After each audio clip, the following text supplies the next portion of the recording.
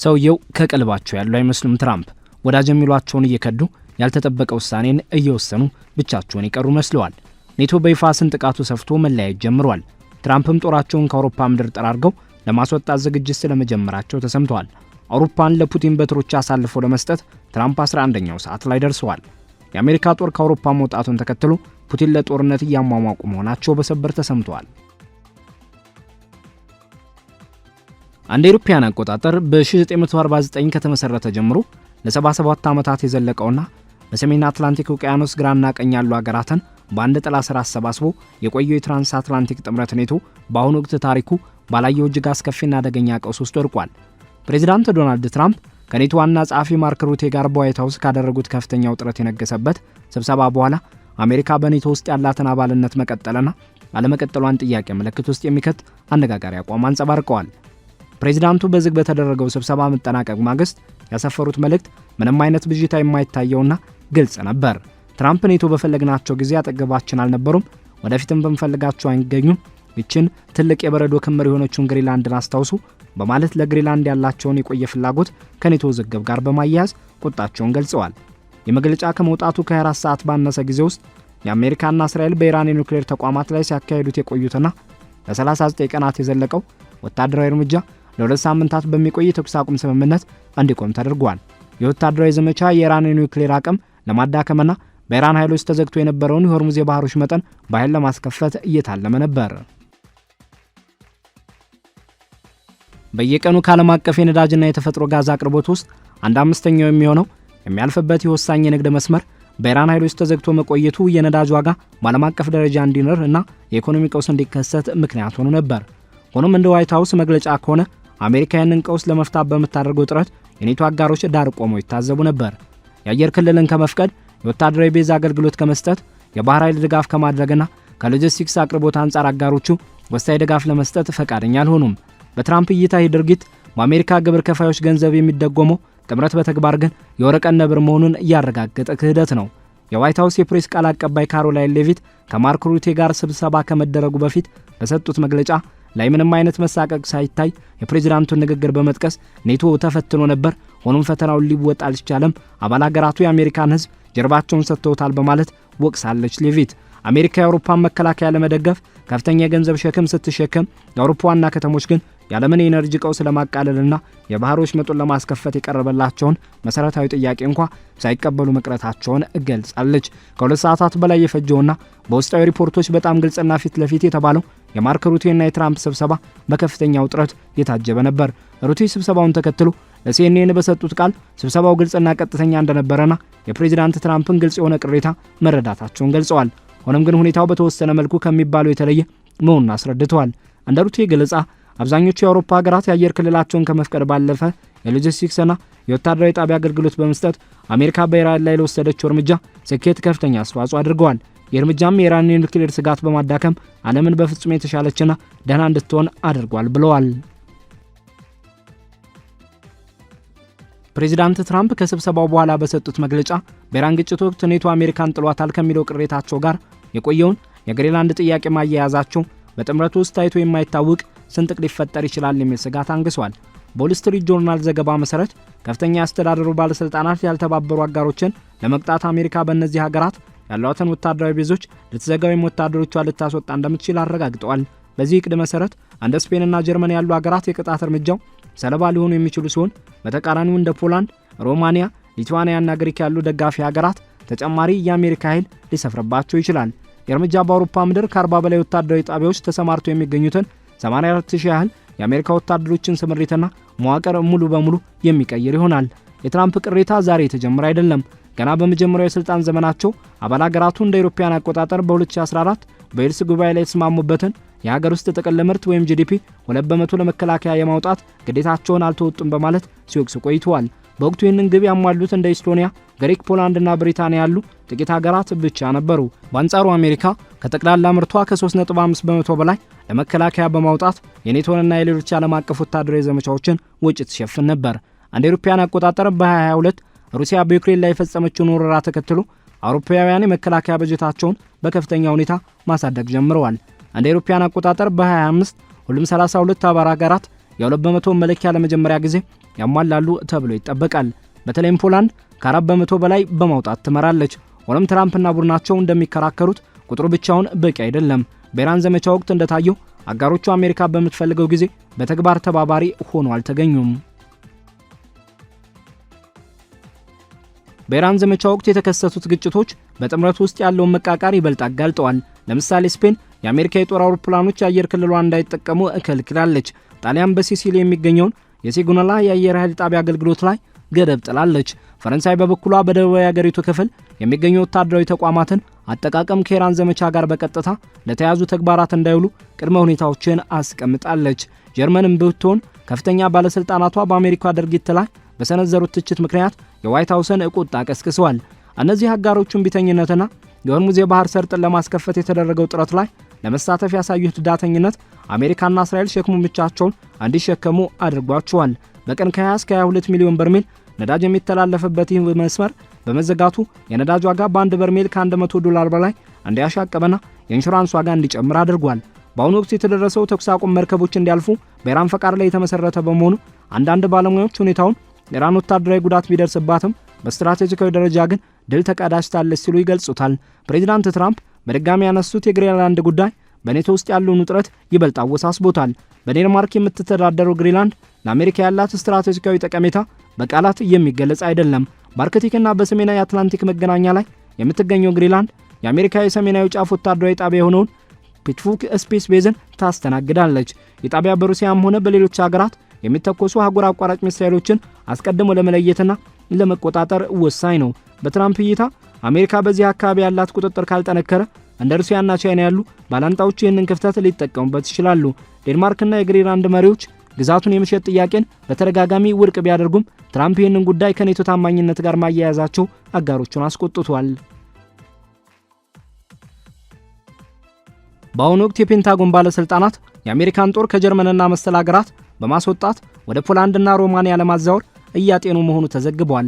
በጀርመን ብቻ ከ34000 እስከ 38000 የሚደርሱ የአሜሪካ ወታደሮች ይገኛሉ። እንደ ራምስታይን የአየር ኃይል ጣቢያ ያሉ ዓለም አቀፍ የሎጂስቲክስ ማዕከላትም በጀርመን አሉ። እነዚህን ጣቢያዎች የመቀነስ ወይም የመዝጋት እርምጃ በአውሮፓ ያለውን የኃይል ሚዛን በእጅጉ ሊቀይረው ይችላል። በተቃራኒው ሮማኒያ ውስጥ የሚገኘው ሚሃኤል ኮጋልኒሲዮን ወታደራዊ ጣቢያ በአውሮፓ ትልቁ የኔቶ ጣቢያ እንዲሆን እየተሰራበት ይገኛል። የአይነቱ የአሜሪካ ኃይል ሽግግር ከኔቶ ሙሉ በሙሉ የመውጣት እርምጃ ባይሆንም ላለፉት 7 አስርተ ዓመታት የቆየውን የአትላንቲክ ጥምረት መሰረት የሚያናውጥና አሜሪካ ለዓለም አቀፍ ደህንነት ያላትን አመለካከት በከፍተኛ ሁኔታ የሚቀይር ይሆናል። የቀውስ አሜሪካ ከባህላዊ አጋሮቿ ጋር ያላትን ግንኙነት ወደ አዲስ ምዕራፍ እያሸጋገረው ይገኛል። ፕሬዚዳንት ትራምፕ አሜሪካ ትቅደም የሚለውን መርሃቸውን በተግባር ለማዋል በሚያደርጉት ጥረት ኔቶ የህልውና አደጋ ተጋርጦበታል። መጪው ጊዜ የታሪካዊ ጥምረት ይጸናል ወይስ በብሔራዊ ጥቅም ግጭቶች ምክንያት ይፈርሳል የሚለውን ጥያቄ የሚመልስ ይሆናል። በህግ ረገድ ሲታይ ዩናይትድ ስቴትስ ከሰሜን አትላንቲክ የጦር ቃል ኪዳን ድርጅቱ ኔቶ ሙሉ በሙሉ የመውጣት ፍላጎት ቢኖራት እንኳ ይህን ተግባራዊ ለማድረግ እጅግ ውስብስብና ጠንካራ የሆኑ ህጋዊ መሰናክሎች ከፊቷ ተጋርጠዋል። እንደ አውሮፓውያን አቆጣጠር በ2023 የአሜሪካ ኮንግረስ ያጸደቀውና ፕሬዚዳንት ባይደን የፈረሙት የብሔራዊ መከላከያ ፈቃድ አዋጅ ድንጋጌዎች ማንኛውም የአገሪቱ ፕሬዚዳንት ከኮንግረሱ እውቅና ውጭ በራሱ ስልጣን ብቻ አሜሪካን ከኔቶ አባልነት እንዲያሰናብት፣ ስምምነቱን እንዲያቋርጥ ወይም ጥምረቱን እንዲተው በግልጽ ይከለክላል። የህግ ማንኛውም ፕሬዚዳንት እንዲህ አይነቱን ውሳኔ ከመወሰኑ በፊት በሴኔት ምክር ቤት የ2/3 ድምጽ ድጋፍ ማግኘት እንዳለበት ወይም ደግሞ በልዩ የኮንግረስ አዋጅ መታገዝ እንዳለበት ያስገድዳል። ይህ የህግ ድንጋጌ በወቅቱ በሴናተር ማርኮ ሩቢዮ አሁን የውጭ ጉዳይ ሚኒስትር የሆኑትና በሴናተር ቲም ኬን በጋራ የቀረበ ሲሆን ዓላማውን ፕሬዚዳንት ትራምፕ በመጀመሪያ የስልጣን ዘመናቸው አሜሪካን ከኔቶ ለማውጣት በተደጋጋሚ ሲያንጸባርቁት የነበረውን ፍላጎት ዳግም እንዳያንቀሳቅሱት ለመከላከል የታለመ ቅድመ ጥንቃቄ ነበር። ምንም እንኳን የጥምረቱ ስምምነት አንቀጽ 13 አንድ አባል ሀገር ከአንድ ዓመት የቅድመ ማስጠንቀቂያ በኋላ ራሱን እንዲያገል የሚፈቅድ ቢሆንም አዲሱ የአሜሪካ ህግ ግን የሥራ አስፈጻሚውን አካል እጅና እግር የሚያሰር ሆኖ ተገኝቷል። የፕሬዚዳንት ትራምፕ አስተዳደር ባለስልጣናት እስካሁን ድረስ ይህንን ህግ በቀጥታ ለመቃወም ወይም ለመሻር ምልክት ባያሳዩም የወታደሮችን ስምሪት ከአንዱ ሀገር ወደ ሌላው የማዛወር እቅድ ግን የኮንግረሱን ድምፅ ሳይጠይቁ አጋሮችን ለመቅጣት የሚቻልበት አማራጭ ስልት ሆኖ ቀጥሏል። ወታደራዊ ተንታኞችና የቀድሞ ከፍተኛ የሥራ ኃላፊዎች የዚህን ውጥረት አሳሳቢነት እጅግ በከፋ መልኩ ይገልጹታል። በፕሬዚዳንት ኦባማ ዘመን የዩናይትድ ስቴትስ የኔቶ አምባሳደር የነበሩት ኤቮ ዳላደር ለዩሮኒውስ በሰጡት ቃል ላለፉት 6 ሳምንታት የታዩ አለመግባባት በጥምረቱ ላይ ከፍተኛ ጉዳት ያደረሰና በኔቶ ታሪክ ውስጥ እጅግ የከፋ ቀውስ የፈጠረ መሆኑን ገልጸዋል። የተከፋፈለና በውስጥ ሽኩቻ የሚታመስ ጥምረት ለ10 ዓመታት በአትላንቲክ ውቅያኖስ ግራና ቀኝ ያለውን አንድነት ለመሸርሸር የሚጥሩት ለሩሲያና ለቻይና ምቹ ሁኔታ እንደሚፈጥር ዳላደር አስጠንቅቀዋል። እንደ ዳላደር ግምገማ ከሆነ ከኢራን ላይ የተካሄደ ወታደራዊ ዘመቻ የአሜሪካን የጦር መሳሪያ ክምችት በተለይም የሚሳኤል መከላከያዎችንና የተለያዩ ሚሳኤሎችን በእጅጉ አሟጥቶታል። ይህ ሆነው ደግሞ የአሜሪካ ጦር በተለያዩ የዓለም ክፍሎች ተወጥሮ ባለበት ወቅት መሆኑ ጉዳዩን ይበልጥ አሳሳቢ ያደርገዋል። የአሜሪካ ፕሬዝዳንት አልከላከልላችሁም በሚሉበትና ኔቶ በከፍተኛ ውዝግብ ውስጥ ባለበት ወቅት በሞስኮ ለተቀመጠ አካል የኔቶን ጥንካሬ ለመፈተን ከዚህ የተሻለ ጊዜ አይኖርም ሲሉ አምባሳደሩ ስጋታቸውን ገልጸዋል። ተመሳሳይ ስጋት በኢንዶ ፓሲፊክ ቀጠናም ያለ ሲሆን የአሜሪካ ወታደራዊ ኃይሎች ወደ መካከለኛው ምስራቅና አውሮፓ በዞሩበት ወቅት ቤጂንግ በታይዋን ላይ አዲስ ሙከራ ልታደርግ ትችላለች ተብሎ ይፈራል። የረጅም ጊዜ ኔቶ ደጋፊ የሆኑት የሪፐብሊካን ሴናተር ሚች ማኮኔል ከስብሰባው በፊት ባወጡ መግለጫ አሜሪካ ግልጽና ወጥ የሆነ አቋም እንዲኖራት አሳስበዋል። በታሪክ ውስጥ አባል አገራቱ አንቀጽ 5ን የጋራ መከላከል ድንጋጌን በተግባር ላይ የዋሉት አንድ ጊዜ ብቻ መሆኑን ይህም እንደ አውሮፓውያን አቆጣጠር መስከረም 11 ቀን 2001 በአሜሪካ ላይ የደረሰውን ጥቃት ተከትሎ መሆኑን ማኮኔል አስታውሰዋል። የኔቶ አባላት በአፍጋኒስታንና በኢራቅ ከአሜሪካውያን ጎን ቆመው መዋጋታቸውንና መስዋዕትነት መክፈላቸውን ለትራምፕ አሳስበዋል። ከባላንጣዎቻችን ይልቅ ጥቅማችንን ከሚጋሩ አጋሮቻችን ጋር በቂም በቀል ላይ ጊዜ ማጥፋት ለአሜሪካ ጥቅም አይበጅም ብለዋል። ምንም እንኳን አንቀጽ 5 እንደሆሙ የባህሮች መጥ ባሉ የመካከለኛው ምስራቅ ውጥረቶች ላይ ተፈትኖ ባያውቅም የጥምረቱ ዋና ዓላማ አውሮፓን ከሶቪየት ወረራ መከላከል ቢሆንም ይህ የጋራ ስምምነት ግን ከጋራ ወታደራዊ ልምምድ እስከ ደህንነት መረጃ ልውውጥ ድረስ ላለው ትብብር መሰረት ነው። በትራምፕ ከፍተኛ ትችት የሚሰነዘረባቸው የብሪታንያ ጠቅላይ ሚኒስትር ኬር ስታርመር የተኩስ አቁም ስምምነቱን ለማጠናከርና ለባህሮች መጡ ዘላቂ የደህንነት እቅድ ለማውጣት ወደ ባህረ ሰላጤው ሀገራት ጉዞ አድርገዋል። የጉዞው የአውሮፓ ሀገራት በባህሮች መጡ መዘጋት ምክንያት የሚደርሰውን የኢኮኖሚ ጉዳት በሚገባ መገንዘባቸውን የሚያሳይ ምልክት ተደርጎ ተወስዷል። ቀደም ሲል በዩክሬን እርዳታ ቅነሳና በግሪንላንድ ጉዳይ ሳቢያ ተበላሽቶ የነበረው ግንኙነት በኢራን ጦርነት ምክንያት ወደ ታሪካዊ ዝቅተኛ ደረጃ ወርዷል። የማርክ ሩቴ የዋይት ሃውስ ቆይታ በሚቀጥልበትና ከውጭ ጉዳይ ሚኒስትር ሩቢዮ እንዲሁም ከመከላከያ ሚኒስትር ፔት ሄግሴት ጋር በሚወያዩበት በዚህ ወቅት ዋናው ጥያቄ ትራምፕ የአሜሪካን ጦር ከአውሮፓ ለማውጣት ትዕዛዝ ሰጡ ይሆን የሚለው ነው። የአስተዳደሩ ወታደራዊ ሽግሽግ ውይይቶች የሚያሳዩት አሜሪካ ከኔቶ ሙሉ በሙሉ ከመውጣት ይልቅ ያልተባበሩ የተባሉ ሀገራትን ለይቶ የመቅጣት ፍላጎት እንዳላት ነው። ሙሉ በሙሉ መውጣት የኮንግረሱን ይሁንታ የሚፈልግ ሲሆን ይህም በሪፐብሊካን ቁጥጥር ስር ባለው ምክር ቤት እንኳ እርግጠኛ መሆን የማይቻልበት ጉዳይ ነው። ሆኖም ግን የአሁኑ ንግግሮችና እቅዶች አሜሪካ ለአጋሮቿ የሚሰጠው ድጋፍ በቅድመ ሁኔታ ላይ የተመሰረተ ወደሚሆንበት አዲስ ዘመን መሸጋገራችንን ያሳያሉ። እንደ ሩቴ ገለጻ ረቂቅ ድጋፍ የሰጡ ሀገራት የአሜሪካ ወታደራዊ መገኘት ሊቀጥልላቸው ወይም ሊጨምርላቸው ይችላል። እምቢተኞቹ ግን የጦር ሰፈሮች መዘጋትና የቀነሰ ወታደራዊ ትብብር ይጠብቃቸዋል። የአሜሪካ ጦር በአውሮፓ ምድር መገኘቱ ፋይዳው ከአውሮፓ ጥበቃ እጅግ የላቀ ነው። ከአርክቲክ ክትትል ጀምሮ እስከ ኢንዶ ፓሲፊክ ቀጠና ድረስ ፈጣን ወታደራዊ ምላሽ ለመስጠት እነዚህ ጣቢያዎች ወሳኝ ናቸው። ለምሳሌ በጀርመን የሚገኘው የራምስታይን አየር ኃይል ጣቢያ ለዓለም አቀፍ ወታደራዊ እንቅስቃሴዎች እንደ ዋና ማዕከል ያገለግላል። የዚህ ጣቢያ አገልግሎት መቋረጥ በዓለም ዙሪያ የአሜሪካን ወታደራዊ ክንዋኔዎች ያሰናክላል። በተጨማሪም በቤልጂየም፣ ጀርመን፣ ጣሊያን፣ ኔዘርላንድና ቱርክ የሚገኙት 100 የሚጠጉ የቢ61 ታክቲካዊ ኒውክሌር መሳሪያዎች ስምምነትም ጥያቄ ውስጥ ይወድቃል። በተለይ የሩሲያን ግፊት ለሚፈሩት የምስራቅ አውሮፓ ሀገራት የአሜሪካ ጦር መውጣት ሞስኮን ይበልጥ የሚያበረታታ እርምጃ ተደርጎ ይወሰዳል። በሆርሙዝ የባህሮች መጥ ላይ የታወጀው የተኩስ አቁም አሁንም እጅግ አሳሳቢ በሆነ ሁኔታ ላይ ይገኛል። ኢራን አሁን አካባቢውን እንደምትቆጣጠር እየገለጸች ሲሆን እስራኤል በሊባኖስ የምታደርገው እንቅስቃሴም ስምምነቱን እየፈተነው ነው። የዓለም የነዳጅ ገበያ አሁንም ባለመረጋጋት ውስጥ ሲሆን የንግድ መስመሮቹ ሙሉ በሙሉ ካልተከፈቱ የዋጋ መዋዠቁ ሊቀጥል እንደሚችል ተንታኞች ያስጠነቅቃሉ።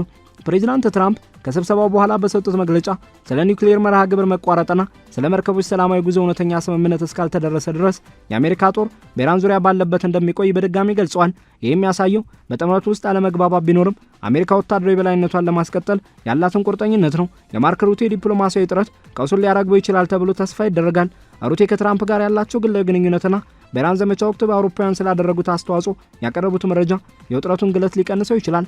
ሆኖም የፕሬዝዳንቱ ዋና ጥያቄ ከበጀት ድልድል ባለፈ በተግባር የታገዘ የሸክም መጋራት እስካሁን ምላሽ አላገኘም። የኔቶ 75ኛ ዓመት የምስረታ በዓል በቅርቡ በተከበረበትና አዳዲስ ስጋቶች በበዙበት በዚህ ወቅት መጪዎቹ ሳምንታት የአሜሪካና የአውሮፓ ግንኙነት ወደ አዲስ የታሪክ ምዕራፍ መሸጋገሩን ወይም ዳግም ጥምረቱ በጠንካራ መሰረት ላይ መገንባቱን የሚያሳዩ ይሆናሉ። የአውሮፓ መሪዎች በአሁኑ ወቅት በከፍተኛ መደናገጥ ውስጥ ይገኛሉ። ከብራሰልስና ከተለያዩ የአውሮፓ ዋና ከተሞች የሚወጡ ዘገባዎች እንደሚያመለክቱት የኢራን ዘመቻ ወቅት አሜሪካ ወታደራዊ ጣቢያዎችን እንዳትጠቀም መከልከላቸው ስህተት እንደነበር አንዳንድ ባለስልጣናት በግል እየተናገሩ ነው። ሌሎች ደግሞ በውስጥ ያለው ፖለቲካዊ ጫናና የህግ ገደቦች ሙሉ በሙሉ እንዳይሳተፉ እንዳደረጋቸው ይከራከራሉ። የዎል ስትሪት ጆርናል የጦር ሰፈሮችን ስለማዛወር ያወጣው ዘገባ በጀርመንና በስፔን መንግስታት ዘንድ መከላከያ መግለጫዎችን እንዲያወጡ አስገድዷቸዋል። ማንኛውንም አይነት የጦር ኃይል ማስወጣት እጅግ ውስብስብ የሆነ የሎጂስቲክስ ስራን ይጠይቃል። የአሜሪካ የአውሮፓ ህዝብ በስቱትጋርት የሚገኘውን የዝ ማዕከል በራምስታይንና በስፓንግህልም የሚገኙትን የአየር ኃይል ማዕከላት በጀርመን የሚገኙትንና በ10 ሺዎች የሚቆጠሩ ወታደሮችን የሚያስተናግዱትን ሰፈሮች እንዲሁም በጣሊያንና በስፔን የሚገኙትን የባህር ኃይል ተቋማትን ያካትታል። ከ84,000 ወታደሮች ውስጥ ጥቂቶቹን እንኳን ለማዛወር ቢሊዮን ዶላሮችን የሚጠይቅ አዲስ መሰረተ ልማት የብዙ ዓመታት እቅድና በሩሲያ ላይ የተያዘውን የመከላከያ ስትራቴጂ ዳግም መከለስን ይጠይቃል። በምስራቅ አውሮፓ የሚገኙትና በአሜሪካ የሚመሩት የኔቶ ኃይሎችም ያለ አሜሪካ ድጋፍ በአንድ ጀንበር ጥንካሬያቸውን ሊያጡ ይችላሉ። ይህ አጠቃላይ ሁኔታ ዓለም አቀፍ ጂኦፖለቲካን ወደማይታወቅ አቅጣጫ እየመራው ይገኛል። የዚህ ውሳኔ ተጽዕኖ እጅግ ሰፊና ዘርፈ ብዙ እንደሚሆን ይታመናል። በአውሮፓ ምድር የሚገኙ የአሜሪካ የጦር ሰፈሮች ለተቀባይ ሀገራት ኢኮኖሚ በየዓመቱ በቢሊዮን የሚቆጠር ዶላር ያፈሳሉ። ይህም በሰፊ የሥራ ዕድል ፈጠራ፣ በኮንትራት ውሎችና በተለያዩ ወጪዎች የሚገለጽ ነው። እንደ ራምስታይን ወይም ሲግናሊያ ባሉ የጦር ሰፈሮች ዙሪያ የሚገኙ ማህበረሰቦች ህይወታቸውና መተዳደሪያቸው ሙሉ በሙሉ በአሜሪካ ጦር መገኘት ላይ የተመሰረተ ሆኗል። የአሜሪካ ጦር ከነዚህ አካባቢዎች የሚወጣ ከሆነ ተቀባይ ሀገራቱ ለከፋ ኢኮኖሚ ድቀት ሊጋለጡ የሚችሉ ሲሆን አሜሪካን በሌላ ቦታ አዳዲስ ተቋማትን ለመገንባት ከፍተኛ ወጪ ለማውጣት ትገደዳለች።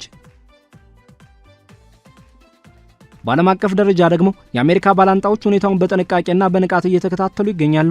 የሩሲያ የመንግስት መገናኛ ብዙሃን የፕሬዝዳንት ትራምፕን ንግግሮች በስፋት በማስተጋባት የሁኔታ የኔቶ ጥምረት ወደ ማክተሙ እየተቃረበ መሆኑን የሚያሳይ ትልቅ ማረጋገጫ እንደሆነ አድርገው እያቀረቡት ነው። በሌላ በኩል ደግሞ የቻይና የፖለቲካ ተንታኞች አሜሪካ በአውሮፓ ባላት ቁርጠኝነት ላይ የሚታየው መዋዠቅ ዋሽንግተን በፓሲፊክ ቀጠና ላይ ሊኖራት የሚገባውን ትኩረት ሊያናጋው እንደሚችል እየገለጹ ነው። ሆኖም ግን ይህ ታሪካዊ ጥምረት ከዚህ ቀደም መሰል ከባድ ውጥረቶችንና የፖለቲካ ማዕበሎችን አልፎ ነበር። ከፕሬዝዳንት ትሩማን ጀምሮ የነበሩ እያንዳንዱ የአሜሪካ ፕሬዝዳንቶች አውሮፓውያን ለመከላከያ የሚያወጡትን በጀት እንዲጨምሩና የበኩላቸውን ድርሻ እንዲወጡ ግፊት ሲያደርጉ ቆይተዋል። የትራምፕ አካሄድ ግን ይበልጥ ግልጽ፣ የማያወላወልና አሁን ካለው ንቁ ወታደራዊ ግጭት ጋር የተያያዘ በመሆኑ ሁኔታውን ይበልጥ ተፋላሚ ያደርገዋል። ምንም እንኳን እንደ አውሮፓውያን አቆጣጠር በ23 የወጣው ህግ ፕሬዝዳንቱ በራሳቸው ስልጣን ብቻ ከአባልነት እንዳይወጡ ቢገድባቸውም ጉዳዩ የጋራ ሸክምን የመጋራት ድል ተደርጎ ከተወሰደ ግን የፖለቲካ ግፊቱ ሴኔቱ ውሳኔውን እንዲቀበል ወይም አዲስ ስምምነት ላይ እንዲደረስ ሊያስገድደው ይችላል። ከሁለተኛው የዓለም ጦርነት በኋላ የተገነባው የትራንስ አትላንቲክ የደህንነት መዋቅር አሁን ታሪኩ ባላየው እጅግ አስቸጋሪ ፈተና ውስጥ ወድቋል። የአሜሪካ ጦር ስምሪት ለውጥ ሊደረግበት በሚችልበት ወታደራዊ ጣቢያዎች በድጋሚ ግምገማ ውስጥ በገቡበትና ፕሬዝዳንቱ ተጠያቂነትን አጥብቀው በሚሹበት በዚህ ወቅት ዋናው ጥያቄ ከንድፈ ሐሳብ ባለፈ ወደ ተግባር ተሸጋግሯል። ትራምፕ የአሜሪካ ጦር ከአውሮፓ እንዲወጣ ትዕዛዝ ይሰጡ ይሆን? ለዚህ ጥያቄ የሚሰጠው ምላሽ በሚቀጥሉት 10 ዓመታት የዓለምን የኃይል ሚዛን የሚቀይር ይሆናል። በዚህ ምክንያት አጋሮች፣ ባላንጣዎችና የዓለም የንግድ ገበያዎች ሁኔታውን በትልቅ ስጋትና በጉጉት እየተጠባበቁ ነው።